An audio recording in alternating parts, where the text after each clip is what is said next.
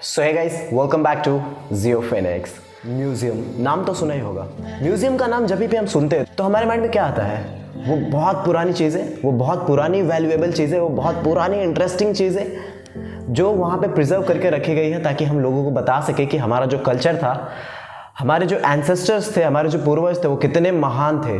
Chhatrapati Shivaji museum जो मुंबई में है, वहाँ पर शिवाजी के जितनी भी यूज़ की हुई चीज़ें थी, उनका कॉस्ट्यूम, उनका तलवार, उनके हथियार, उनकी जो सील थी, उस टाइम पे जो कॉइन्स यूज़ किए जाते थे, हर एक चीज़ को बड़े ही ध्यान से संभाल कर रखा गया है और ये हमारे लिए बहुत ही गर्व की बात है। लेकिन अगर मैं ये कहूँ कि एक ऐसा म्यूजियम है जहाँ पर जितनी भी सारी चीज़ें हैं वो सारी दूसरों से चुराई हुई है। एग्जैक्टली, दूसरों से चुराई हुई चीज़ें हैं ब्रिटिश म्यूजियम।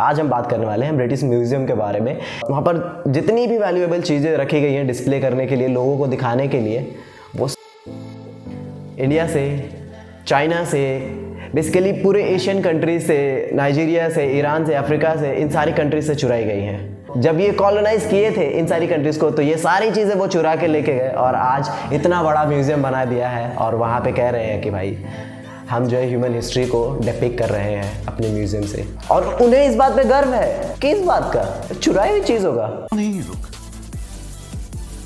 कहां से आते हैं?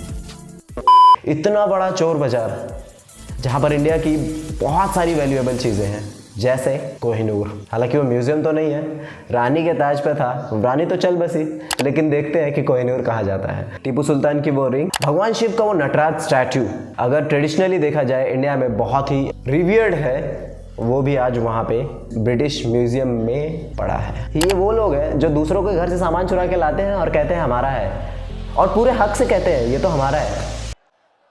हिपोक्रेसी की भी सीमा होती है।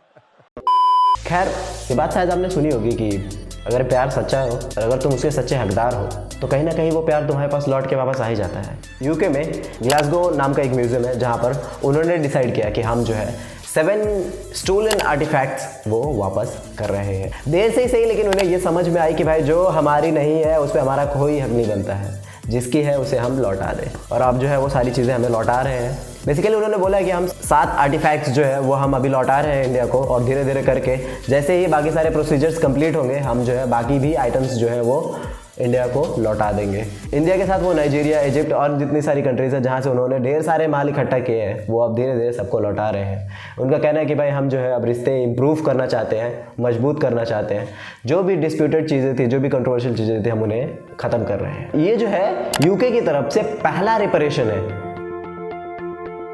पहली बार ऐसा है कि भाई वो हमारी कोई चीज़ वापस कर रहे हैं। और अगर बात करें एक बहुत ही इंटरेस्टिंग, तो मैं आप लोगों को बता दूं कि इंग्लैंड ने जितना भी सामान हमारा यहाँ से लेके गए हैं और जितना हमको लूटा है, अगर हम उस सारी चीज़ों का अगर हम एक टोटल रेवेन्यू निकालें कि अगर इसका कितना हिसाब होता है तो होता है $45 ट्रिलियन, जो कि मोर देन 17 टाइम्स है आज की जो यूके की इकोनॉमी है। तो अगर उसका 50% भी यूके हमें रिटर्न करता है ना रिपेरेशन के तौर पे, तो दुनिया का जो सबसे बड़ा और सबसे पहला स्लम कंट्री होगा ना वो यूके होने वाला है।